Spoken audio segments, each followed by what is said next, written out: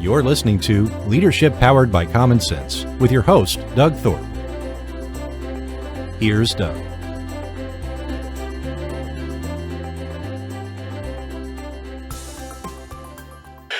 Well, hello, everyone. This is Leadership Powered by Common Sense. I'm your host, Doug Thorpe, and today we're going to continue our journey talking about leadership and ways to build trust in your workforce. My guest is a lady named Jeannie Moravits-Smith. She comes to us from a background that I'm going to let her talk about, but I think a very qualified voice to share some new ideas. So, Jeannie, welcome to the show. Oh, thank you, Doug. Thanks for having me. It's my pleasure. So, speaking of that background, tell us a little bit about your backstory and your journey to get to where you are right now. So there's a short version and there's a semi-long version. But Sure. The bottom line, I have spent 3 decades, 30 years doing human-centric work. So 2005, I started my own business, but prior to that, I climbed the corporate ladder in human resources. So I started out as a clerk and worked my way up to VP, sat on board meetings and participated as an executive team. So I've seen, I want to say everything, but then I'm always given a surprise because when you're dealing with humans, human behavior, and a new day, you just never know what you're going to get. And people used to tell me, how do you stay in this field for so long? And I think it's the variety, because you never know what you're going to get on a given day. And so it keeps you on the tip of your toes, and problem solving is key. Your ability to solve a particular problem in any given day is key. And so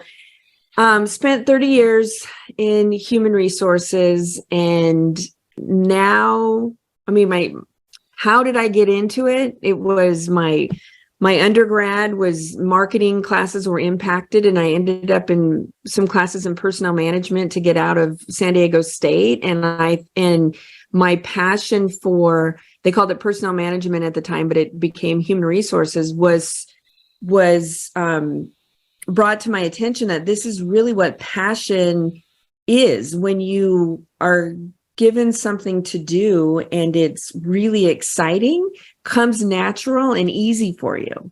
And it was enjoyable. And so I thought, wow, I think I have found it, because I no longer had to read that book or had to finish this class. I got to. And that was the shift in my mind.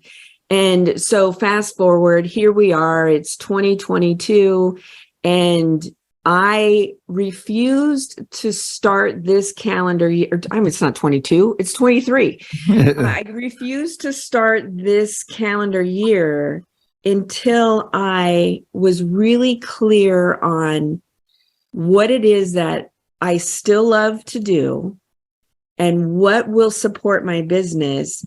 And I get that value out of it too. So not only do I provide the value to my clients, but I also get it too, because you have to have that win-win, or guess what? You're shortchanging your clients if you're not 100% passionate about what you do. And so I've kind of been all over the board with that question, but my backstory is pretty typical in a sense. I learned a lot of lessons along the way, and the challenges were hard. Some of them were very difficult in corporate. And when I got spit out the other side of the meat grinder, I have that much more experience, and I'm that much more wise, and the ability to help others through those problem times are come natural, and I have passion for helping them. So yeah, that's great. Any other questions about my history or my background, just ask me, because I'm pretty much an open book. Yeah. But I love what I do. I love helping people. I love helping leaders figure out what part of their life they're missing, what part doesn't feel fulfilling, and how do you go about doing that? How do you add that into your days? How do you get more fun and enjoyment in what you do, so you feel more fulfilled? Because tomorrow, as we all know, isn't promised. So what are you going to do today that's enjoyable? And I think that that's my biggest aha moment with clients, is like, oh my God, I know I need to make that change now. Now it's very clear to me. Or, oh, after going through these exercises, it's like crystal clear that I got to let that go, or whatever it is. And that's really what I love to do. Yeah.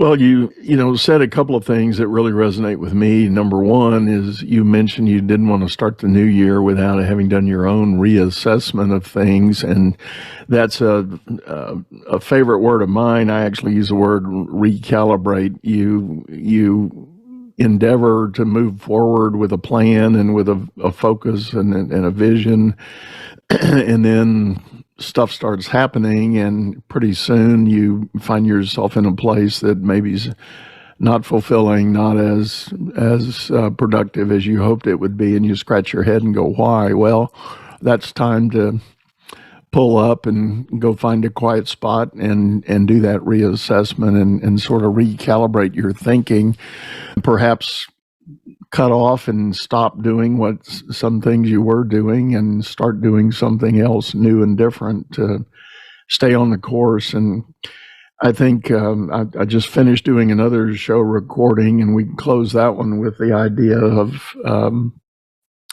to be an effective leader, you got to start with that person in the mirror that you're looking at, and lead yourself before you attempt to lead others. And that may mean, really reconnecting with that sense of purpose and sense of vision that you had that motivated you to go wherever you are right now.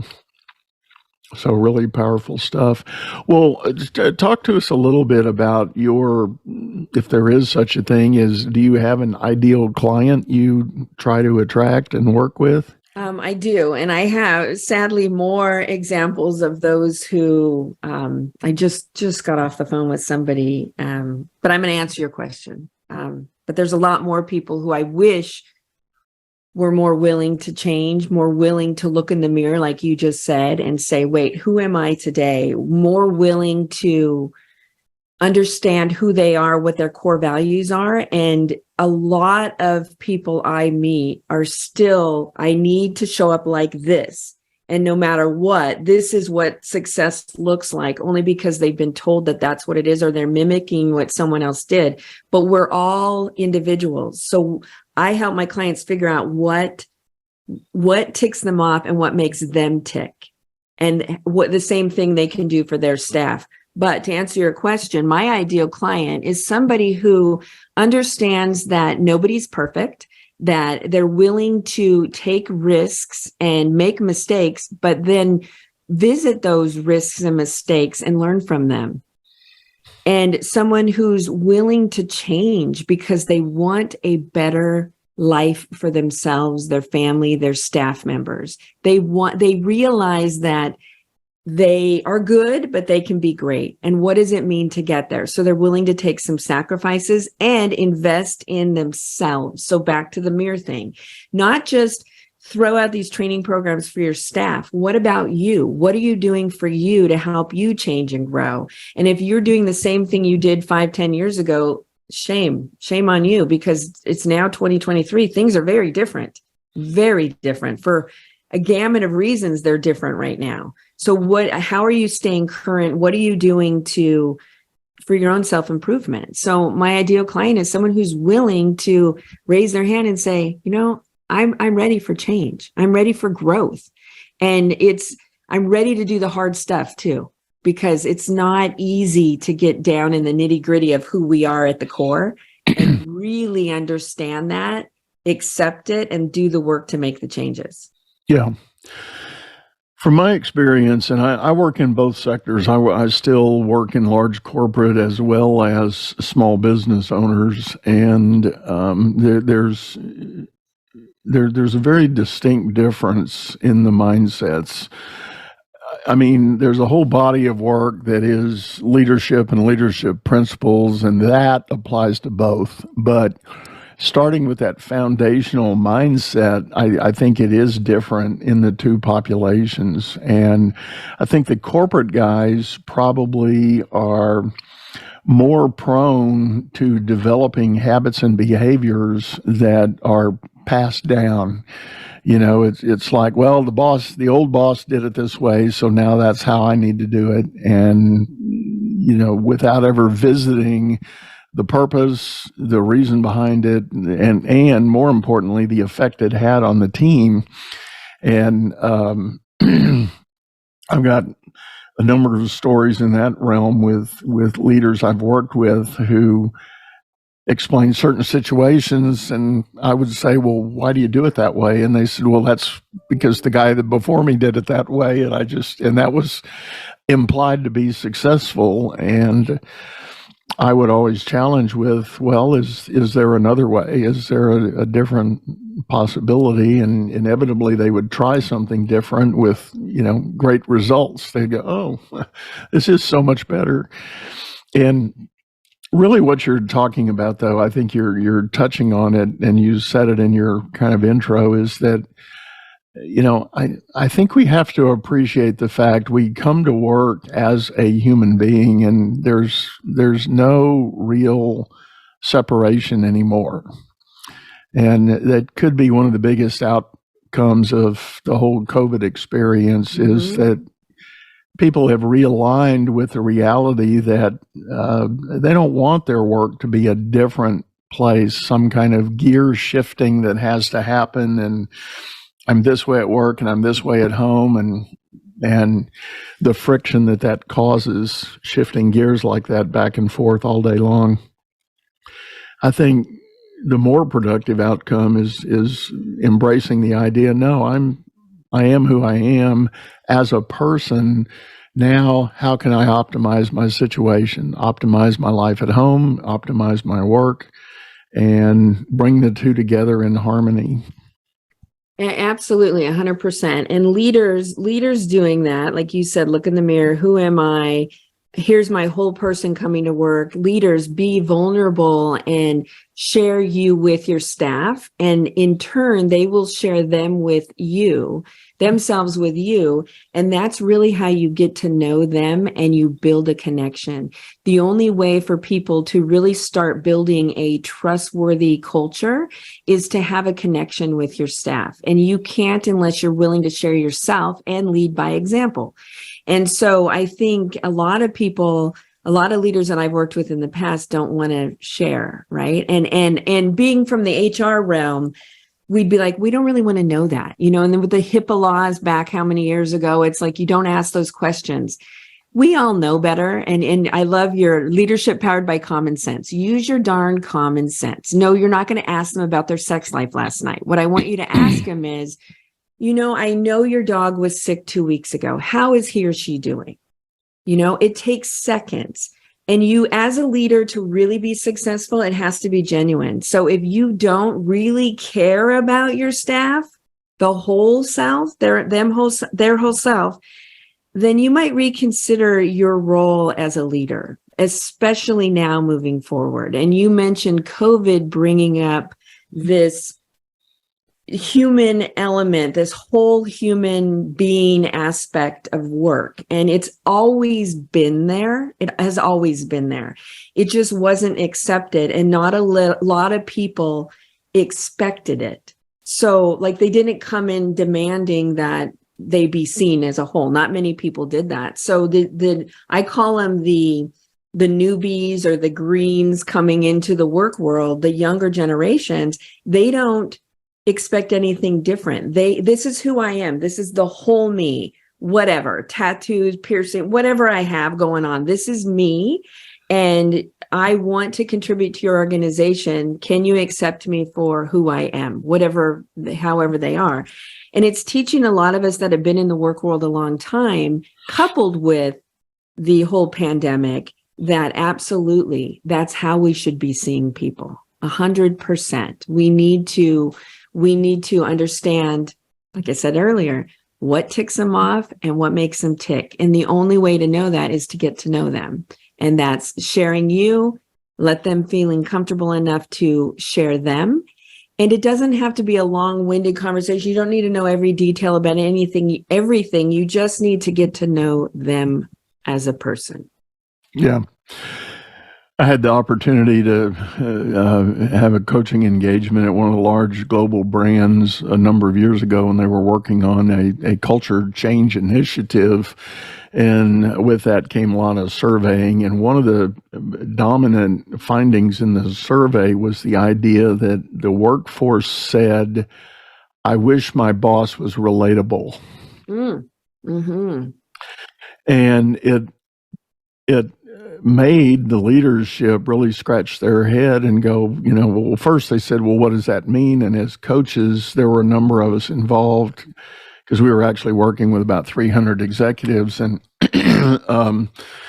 the answer was, well, do you allow yourself to share anything with your team? And the general answer was, we don't have time for that. And it's like, yeah, you do have time for that. I mean, look at the survey. Your people want to know. They want to know that you are a person. And, yes, you don't have to get all your, dirty laundry out on the table and every little graphic detail of your personal life. But just, do your people even know that you're married and have kids? Do they even know that? And if so, what level are your kids? What age? What experiences are they having? Or are you leaving this weekend to go put on your daughter's wedding? Well, people like to know that stuff. Mm-hmm. And you don't have to get into all the war stories of how difficult it was to put the wedding together, but just the fact that that's going on in your life makes you a relatable leader. Yes. Yeah. And like you said, you don't have to tell all the details, but by sharing your experiences outside of the work world, the employees feel that, like you just said, relatable, but they see you as equal, not necessarily equal. Yes, equal as a human. We're all human. We all have things outside of work. But I know that a lot of, I'm going to say us, who've been in the work world for a long time, it was frowned upon, even especially for me in HR. Like, I would put my HR hat on and go to work, and I'd take it off in the parking lot and the elevator and put it in my trunk and then go be me. So there was a huge separation between personal and business. I never crossed the line, and I always blamed it on HR. Like, I don't want anyone to know where I live. I had a PO box. Like, I don't, and now everything's out there, but it's like, I don't want them to know, because it's easier if I have to lay them off if they don't know who I am. And that is such a myth, and now so proven unhealthy in the workplace. Like, it's better for them to realize that, oh yeah, you know what? I went through a divorce. I get it. Like, it's hard times for me too. And I think a tip for some leaders could be like, I know, but I will just bring that up. So, hey team, I know I haven't really been myself the last, 3 months of last year. And I just wanted you to all understand what I'm going through. So, my wife filed for divorce in October, and it's been a whirlwind for me. And it's been really hard for me to focus on being here. So when I'm here, I just get my stuff done and I move on. I want to apologize for that. I want you to know that that's kind of where I'm at now. So if you see me like frustrated, I'm probably working on that, so I just want you guys to understand where I'm at. That took all of a half a minute. I 100% agree with you about sharing who you are, what you do, and to be more relatable. That goes a long way in the work world.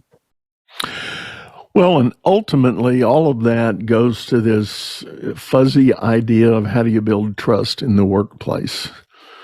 And under traditional command and control styles of management, I won't even say leadership, but under management, the needle is pointing in the direction of, well, I'm the manager, and if Janie, you can't prove that I should trust you, then we don't have trust.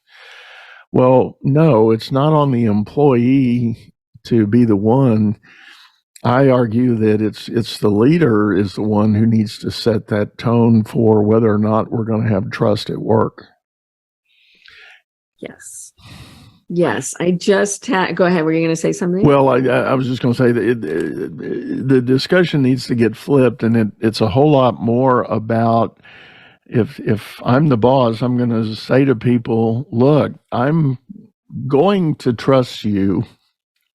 That is going to be a given. And if there is ever an instant that suggests I shouldn't or can't trust you, we're not going to automatically go there. We're going to have a discussion. We're going to visit what the issue was. What is it?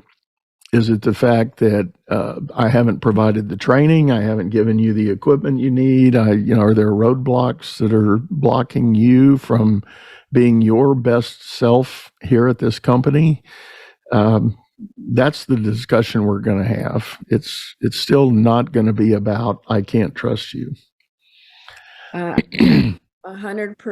And so my number one technique on building trust, a trustful organization and culture within, is to start communicating. So communicate 10 times more than you do now. And it still won't be enough, in my opinion. I think I've worked with a lot of people, thousands of leaders in my time, and they say, well, I don't know if they can handle that truth. And you know that Jack Nicholson, A Few Good Men, you can't handle the truth. Well, the reality is they can't. So there's a time that I've been in a lot of responsible for laying out the logistics of different, very large reduction in forces, right? And at that time, yes, you probably can't tell them the night before. Let's wait till the morning up. So there's certain things that doesn't apply. But leaders need to understand that they've hired people, like revisit the reason you hired that person. They were top 10, hopefully, of all the people you were considering. So you hired the top of the top, empower them to do their job, trust them to get it done, and then know that if you communicate that we have a particular issue or problem, they probably have amazing ideas of how to help you and the team achieve whatever goal to get out of that problem, that situation. But if you don't get them involved, you don't even know what their ideas might be. So remember that you hired them for a reason and they have value to add. That's where, and then when you reach out to the individual and they know that, oh, I feel valuable, they start trusting you even more. In a process with a project or task, one strategy that's really been helpful is to a lot of my clients, and when I led an HR team, is here's the end goal. This is what it looks like. This is my vision of it. And I know this to be true because I've done it successfully 8 times, whatever it is. Could be any project, any task. But here it is, 2023, and I know you know more than I do because you went, whatever. I hired you because you have this experience, you went to that school, whatever you did, or you worked at so-and-so, and I know you're a part of that team. So here's the end goal. We looked at the vision. What do you think it could look like? And then along the way, you poke holes in the process and you peer in to see how that individual is doing. You can do it in a manner of, we have one-on-one meetings every week, which I highly recommend. They don't have to be hours at a time. They could be 15 minutes. As long as that individual knows that they have your uninterrupted time during that period. So leader, I recommend you take your phone, you put it in the drawer. It doesn't matter. This is the employee's time. And you allocate so much of that time for that employee to share whatever they want with you. What I have found is that employees will tell you more than you think they will. And they will tell you more about where they're struggling than you think you know. Does that make sense? Mm-hmm. So they'll be forthright about their shortfalls. So you pair in, you say, hey, we're a month into this project, and usually I've seen it we've done this, this, and this. Can you tell me what's holding you up? How can I, as a coach leader, help you improve that system? What do you need from me to be successful to get to the next step? So that's really what a leader needs to do, is understand what the end goal is. Give their employee empower them to get the job done, but you make sure they're on track so that mistake doesn't become millions of dollars, right? You can't just give them free reign and that's how you start building the trust. So guess what? That employee starts feeling like, wow, I do add value. He or she believes in me. They acknowledge that I have strengths here and there, right? And they're there for me when I need them to coach me through the hard times. So it could be very simple. And I know a lot of people who manage others are like, I just can't stand managing these people. They're such a pain in the butt, or it's so difficult, or they're so challenging. But are they really? Maybe you as a leader can revisit the way that you coach or lead these individuals. Yeah. And I think by making simple changes, it makes a huge difference to the culture and the organization. Yeah. That reminds me of one of my guests a while back. The episode was called Two in the Canoe. We were talking about management and leadership. And one of the things he brought up is that there needs to be a good two-way discussion, both on the front end and ongoing through an employee's tenure with the company. And the discussion is the manager needs to say to the new hire, all right, I want to have a candid discussion. I'm going to ask you a question, and then I'm going to provide an answer to the same question, but you go first. What are your expectations for this job you've just entered into? And what are your obligations that go with that? If you expect this, what are you willing to commit to do to get there? Mm-hmm. But then as the manager or leader, you've got to turn around and you have to have the same talk. All right, here's my expectations, and here are my obligations to get you there. Mm-hmm. Absolutely. And too often we hire somebody, bring them on the team, we do a little bit of orientation and maybe a little bit of training, but then we immediately dive into, here's your goal, all right, here's how many units you got to put out. And so that's the expectation part, but it's coming from the employer. And we never even ask the employee what it is they think they're trying to achieve by working here. Is this a stepping stone? Is it a goal? Is it a learning for them? Or is it, perhaps it is just a need? I'm a single mom and I've got to have a job, and I have experience doing this. So that's where my head is right now. That's what I'm trying to do. That's okay. But knowing that, and then as a leader being able to support that and help create a win-win success opportunity for both parties. And 100%. And revisit the same questions often. Right. So always asking empowering questions and sitting back and listening to what the employee has to say, like really listen, and then listen for what they're not saying. And that's really when you become like a solid leader as a coach, when you're like, oh, I get it. Okay. So there's something, I see this issue now. And when you get to know the staff, you can say, Jeannie, things seem a little off today. Are you okay? Is something wrong? And do you want to just take the rest of the day off and come back when you're feeling better? Like, that's when you get to know your staff, when they're off. And that's when you can make the call to like give them a break, let them take the day off or what have you, and avoid some mistakes or whatever needs to be done when you get to know who they are. Yeah. So revisit, and often like I would do re-interviewing with the top 20% in the organization. So every quarter I would take the top 20 engineers and ask them, hey, remember when you signed on here and you were so excited about it? Does it still exist? What would you change if you were in charge? I would ask very solid questions and sit back and gather as much data as I could to help us as an executive team make some switches in what we're doing, because you don't know what you don't know. So find out, get a system in place to ask those type of questions to gather the knowledge that you need to improve. Yeah. So very important. And I think that's to your original point about communicating and, communicate. I've made the argument that because of the COVID experience and the bigger percentage of the workforce that's now operating remotely, leaders need to communicate even more now than they ever did, because you don't have those casual moments in the office where you bump into somebody in the hallway or at the break room or coming and going from a meeting where you say, oh, by the way, hey, Jeannie, did you get this thing done? Did you get this thing taken care of? What did you find out? We don't have those moments where those little things can transpire. So it's important for leaders to figure out a cadence and a rhythm. But I go back to the same thing you've said. You've got to know your people. And I think one of the questions leaders have to ask their people, hey, we're going to be operating remotely.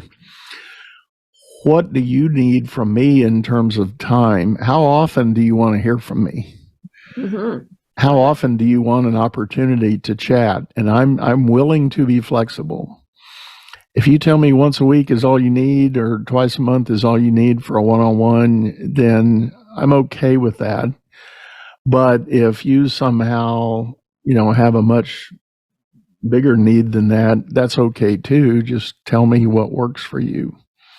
And then what I mentioned earlier, revisit that. So, and then if you as a leader are feeling like, oh, I feel something shifted in this relationship with this individual, I'm going to circle back with them and say, we talked 3 months ago about meeting once a month. Are you still feeling that's working? Because I feel like maybe a little too much time has gone by, and it's perfectly fine to address that. I have so many leaders who assume certain things. And I think more so in this last 30 days, I have said, hold on, is that just an assumption? Because let's stop assuming and let's start asking. And it comes down to frequency and quality, because I have this last week coached a couple people off the ledge because they got a simple email back from their manager. And when you read into it, it's really hard not to read that their manager was pissed when it really didn't have to be like that. The manager could have called, picked up the phone, and asked some more questions rather than spit out a response that now, we all know text and email, like you don't know how to interpret it. So I recommend to managers, leaders, you're about to send something or you're about to say something in a Zoom call. Pause. This is my going into this year. Pause, pinpoint what is going on, what triggered this for you to feel that you need to react in such a way, and then pivot your thoughts so that you respond in a manner that is going to be welcoming and productive for everyone who's hearing it. Because when we react, because we didn't take that moment to understand what's being triggered and we react, we don't get that back. So now that employee feels like you're mad at them, you can't do anything right, then they get a phone call from a headhunter and they're like, oh, perfect timing. And now they're out of there. When they were one of your best people, they weren't even looking for a job. So pause for a second. It doesn't have to be for minutes at a time, but just pause, take a deep breath, pinpoint what exactly is being triggered, what's happening to my emotions, be in tune with who you are, what personal value of mine is being compromised, and then pivot how you respond to avoid some negative reaction. And I have found that, I also say this, like pause, pinpoint, and pivot is as important as stop, drop, and roll. And we all know that, right? And so stop, drop, and roll, we save our lives from burning, right? And I think if everybody just paused, pinpoints the problem or the issue, the feeling, the emotion, and then pivots, our world will be better. Even when you're in line at the grocery store, you're behind somebody in line in the car, the red light, like you don't have to hammer the horn the minute. Maybe they're pausing because there's been so many accidents in that intersection. Like just calm down, people. Pause. I think we're onto something. Yeah.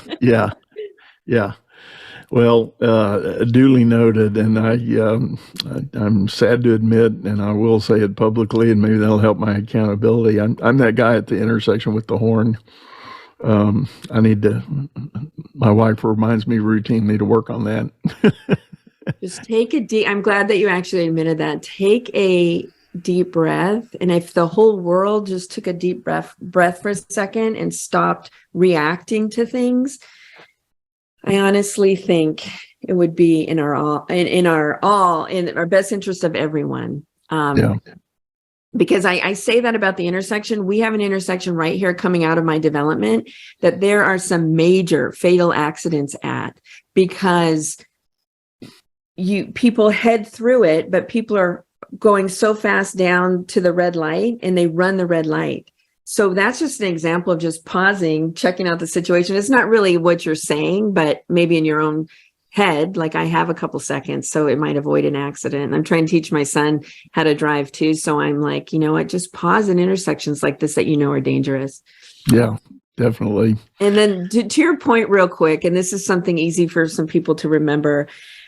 Several years back, I also was an impatient driver, and I would be like, I don't understand why they're going so slow. And I decided to reframe that. What if they just picked up grandma who is from the surgery center, and they don't want to jostle her around, so they're going really slow, or they have a wedding cake in the back. We don't know other people's circumstances, so give everyone a break. You don't know what anybody's going through at a given day. So just be kind. Not that you're not. I'm just saying in general. That's my message. Yeah. No, that's a good word and a good point. And that is true. Everybody's got their own story of their reality at the moment, and it does impact the way they are behaving. And if you happen to be a stranger that doesn't particularly like the behavior, well, who are you to dictate the moment? They've got their reality, you got your reality, and just deal with it. Deal with it. Again, I'm trying to teach my son, who's a preteen. It's not always about you. So now that I can say that about my own child and how I'm trying to raise this future leader, it's kind of universal, even for those in our 30s and 40s and 50s and 60s. It's not necessarily about you. That's right. And when we show up for that other person in a serving manner, I mean, think about, this servant leadership from the 70s and 80s and 90s, whenever they had that. And it's the same thing. Like when you show up to serve another person and really shelve your own personal need for a moment, just shelve it. The outcome is incredible. And that more leaders need to do that. More individuals need to do that. Think about, it crossed my mind in the Starbucks line, how people are buying the drinks for the people behind, and they'll never even know who did that. But then they pay it forward, right? Right. Incredible. We just need to be more generous and need kind. A lot more of that. We need so much more of it, and bring it into the workplace too. And I'm not like woo-woo and hugs and all this, kumbaya stuff, but let's just throttle back a little bit and consider the whole person, the human, and what really helps people shine. Yeah. To me, it's simple, but I've been doing this for years. They want to feel like they're adding value and they're valued. Find out what their personal values are and respect those. But you won't know unless you ask questions. So constantly asking questions to gain knowledge. Right. Not in an interrogating way either. No. But yeah, just in sharing. And I tell you what, Jeannie, on that note, I think we're going to wrap this up. I really appreciate you coming on and sharing all this. It's always so helpful to have the insight from someone who's been in that personnel leadership and human resource realm, because God love you guys. You get hit with all of it, and you're the arbitrator, and soothsayer and all that, all wrapped in one. So thank you for sharing, though. So if folks that are listening want to get in touch with you to maybe pursue some other discussion, and what's the best way to do that? So right now, it's probably best to go to the website, and it's Dynamism Leadership, DYNAMISM leadership.com. There are links to a complimentary session with me if you want to explore an opportunity of working with me one-on-one. I'm also doing group coaching. I'm starting a new program coming up in the next couple weeks, and it's on self-esteem and confidence. Oh, nice. And I feel that so many people right now in the workplace are wishing they could do something, desiring different things, or I wish I would have showed up differently, or I wish I could have said this or should have said this way. And I just want to share my knowledge and experience with those so that they can shine too. I really want people to be able to thrive today and enjoy their lives, work and outside of work. And it really comes down to knowing that you can. And I truly 100% believe that you can do anything you set your mind to. Love it. Well, again, thank you for sitting in with us. It's been a pleasure. And folks, we will have Jeannie's website info in the show notes. So don't fear if you missed it on the fly there. Just drop down in the notes and you'll get it. And on that note, I do want to remind everybody, we do have a video of this episode over on YouTube, a channel by the same name, Leadership Powered by Common Sense. So if you're listening on your favorite streaming service, don't be afraid to hop over to YouTube and catch a look over there. And either way, subscribe or leave us a comment. We'd love to know questions you've got or ideas and thinking you may have. And I want to mention that I too am providing a complimentary coaching session live every third Tuesday of the month. It's at 2 p.m. Central Time. There's info about it over on my website.